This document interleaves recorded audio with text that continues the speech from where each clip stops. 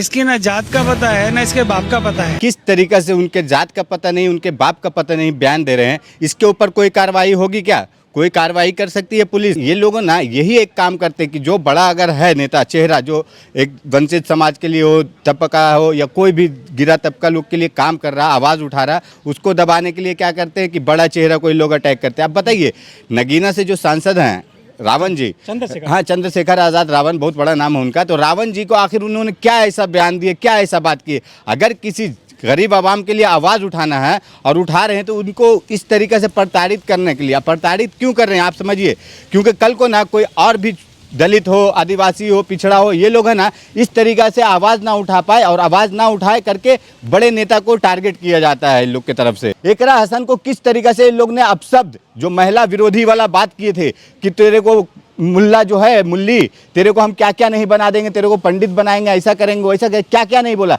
कौन क्या एक्शन लिया, कोई एक्शन लिया? नमस्कार, मैं ओमदेव। आज हम हैं दिल्ली में, हमारे साथ हैं एक्टिविस्ट शब्बीर मलिक जी। मलिक जी, जो SC ST के लोग हैं, चाहे वो जज बन जाएं, सांसद बन जाएं या वो मंत्री बन जाएं, संतरी बन जाएं, लेकिन उनकी जो है ये अन्य बिरादरी के जो लोग हैं वो इज्जत नहीं करते हैं। नया मामला प्रकाश में आ गया है।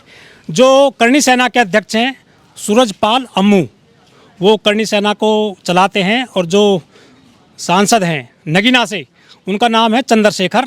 उनके लिए ऐसे शब्द उन्होंने बोल दिए हैं जो नाकाबिले तारीफ कहे जा सकते हैं। उनको पर्सनली उनको अटैक किया है, कहा है कि चंद्रशेखर को ना जात का पता है ना पिता का पता है। उनके इस बयान को आप किस तरह देखते हैं मलिक साहब? देखिए, जिस तरीक़े से ये भाजपा, RSS, बीजेपी के लोग हैं ना, देश में ना एक उन्माद फैलाने वाला काम करते हैं। लेकिन ये जो ऐसा बयानबाजी करते हैं, इनका मतलब क्या निकाला जाता है? मतलब यही है ना कि हम हैं जो सबसे सर्वोपरि हैं, हम लोग जो चाहेंगे वही हम करेंगे, और तुमको हमारा गुलामी करना होगा। हम जिस तरीक़े से बोलेंगे ना, तुम उठ तो उठ, बैठ तो बैठ। जिस तरीके से पहले बोलते थे ना कि इन लोगों को बोलते थे कि भाई चप्पल उतार के चलो इन लोगों के सामने। एक सांसद हैं, वो देश की सबसे बड़ी संसद में पहुंचे हैं, वो लाखों लोगों ने वोट दिए जब चुनकर पहुंचे हैं वहां पर। नहीं, लेकिन चुनकर पहुंचे हैं, ये चीज इनके मानसिकता में नहीं ना समा रहा है कि हाँ भाई ऐसे कैसे चुन के भेज दिया, जिसको हम नीचे बैठालते हैं कि हाँ भाई नीचे बैठ, मेरा पैर चाट, मेरा तलवा चाट, और वो आज सांसद में, पार्लियामेंट में पहुंच गया है, तो उसको इन लोगों को नहीं सहन हो रहा कि हाँ भाई हमारे साथ में बैठने वाला बात हो रहा। रैली थी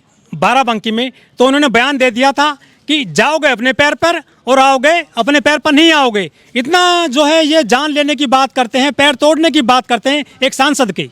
नहीं देखिए, ये क्या है ना, मानसिकता इन लोगों का बताता है। जो सर्वन समाज के लोग होते हैं ना, ये जो बड़े, हम अपने आप को सबसे सर्वोपरि समझते हैं, तो ये समझ लीजिए कि जाओगे अपने पैरों पे, आओगे चार कंधे पे। हाँ। ये कहने का उनका मतलब है। तो अब बताइए ये किस तरीके से बयान दे रहे हैं आप? अगर कोई भी सभ्य समाज में रह रहा, हमारा आपसी मतभेद होगा, लेकिन इस तरीके से कि हम आपको सीधा मारने की धमकी दे रहे हैं ना। हाँ। आप उसको बोल रहे कि हम तुमको जान से मार डालेंगे। फूलन देवी मार दी गई थी ना, वही तो बता रहे हैं कि देखिए उस समय क्या होता था, और आज भी ये हो रहा है ना कि हमारे देश में ना जो लोकतांत्रिक प्रक्रिया के तहत आवाज उठाएगा, जो आवाज कर रहा है कि हाँ जनता के हित के लिए बात कर रहा है, आप ये मत कीजिए। आपको जो सुनना है, कहना है, करना है, वो जो हमारे बड़े सबसे सर्वोपरि बनते हैं कि हम सर्व समाज के हैं और हम बड़े हैं, हमारा अलावा और कोई बोल नहीं सकता, कह नहीं सकता, तो वो यही मानसिकता इन लोगों का दिखा रहा है कि दर्शा रहा है कि हाँ इन लोगों का सोच क्या है, करना क्या चाहते हैं। सांसद हैं, कोई राहगीर तो है नहीं चंद्रशेखर, उनके लिए हमेशा निजी तौर पर ऐसी टिप्पणी की जाती है। केवल चंद्रशेखर के लिए नहीं, बहन कुमारी मायावती को भी निशाना बनाते आ रहे हैं ये लोग। उसके पहले जो गवई साहब हैं, उन पे जूता फेंका गया था, वो CGI रहे हैं हमारे देश के। इसके पहले जो राष्ट्रपति रामनाथ कोविंद, उनको जो है पूजा नहीं करने दी थी वहाँ पे मंदिर में।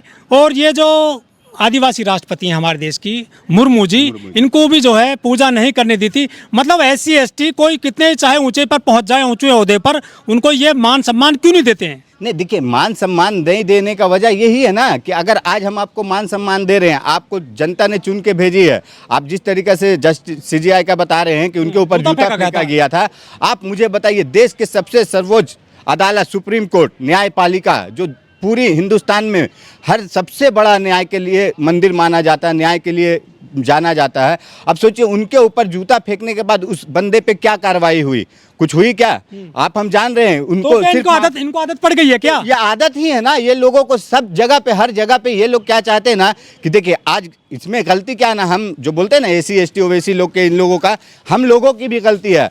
ये गलती ये है ना कि हम क्या करते हैं ना कि अरे ये बड़ा जात का है ना, और वो 2 पैसे की लालच देता है, लोभ देता है, और उनकी बात को सुनते। आज क्यों नहीं हम लोग आंदोलन करते, क्यों नहीं सड़कों पे उतरते हैं कि भाई आप क्या कर रहे हैं, कि किस तरीक़े से हम लोग भी इस देश के नागरिक हैं और हम लोगों का भी हक अधिकार है, हम लोग भी बोलेंगे, कहेंगे, सुनेंगे आप, लेकिन ये सुनने वाला काम ही नहीं करते हैं। अब बिहार की बात कर लेते हैं। बिहार में मुख्यमंत्री रहे थे, वहाँ पर जो नाई समाज से आते थे कर्पूरी ठाकुर, तो उनके लिए कहा जाता था कि आरक्षण की पुड़िया कहाँ से आई, कर्पूरी ठाकुर की माँ ब्याही।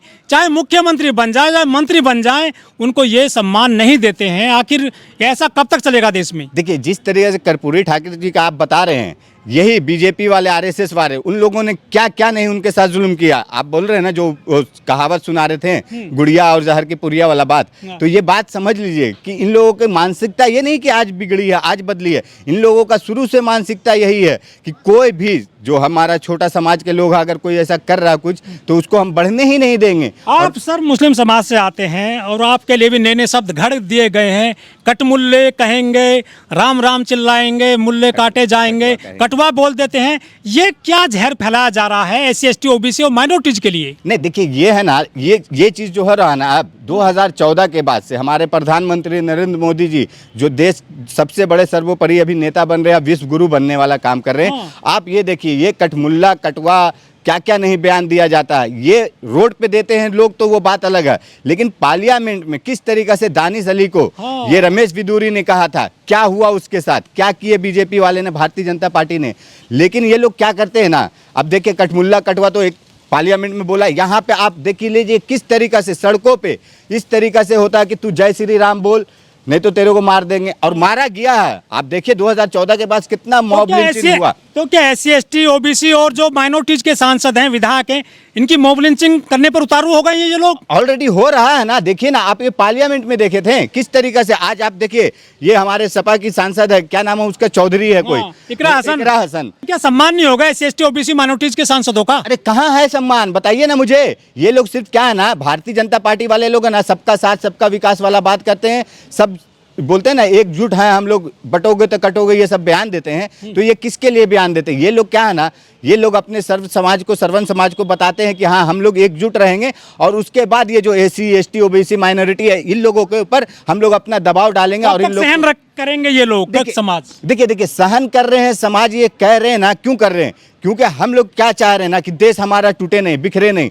अगर जिस दिन हम लोग अगर सही तरीका से सड़कों पे उतर गए तो इन लोगों की तो छुट्टी हो जाएगी, बाय बाय। सड़क पे उतरे वो यूजीसी के मामले में आपको तो गधा घोड़ा बोल दिया उन्होंने। नहीं देखिए गधा घोड़ा का बात, यूजीसी का आप बात जो कर रहे हैं, यूजीसी का क्या हुआ? यूजीसी में सरकार की तरफ से प्रपोज लाया गया, बिल पारित किया गया, क्या हुआ आप बताइए मुझे। हम यूजीसी से बहुत ऐसा मुझे लगता है कि देश में आखिर हमारी न्यायपालिका भी क्या करती है एससी एसटी ओबीसी लोग के लिए। आप बताइए कि देश में क्या क्या नहीं हो गया। 3 काला कानून आया, 1.5 साल तक विरोध हुआ, कितने किसान लोग शहीद हो गए, कुछ नहीं हुआ। लास्ट में प्रधानमंत्री बोलते हैं, और यहाँ पे आप एससी एसटी में देख लीजिए किस तरीका से 7 दिन 8 दिन में इस तरीका से सर्व समाज वाले लोग विरोध कर रहे थे।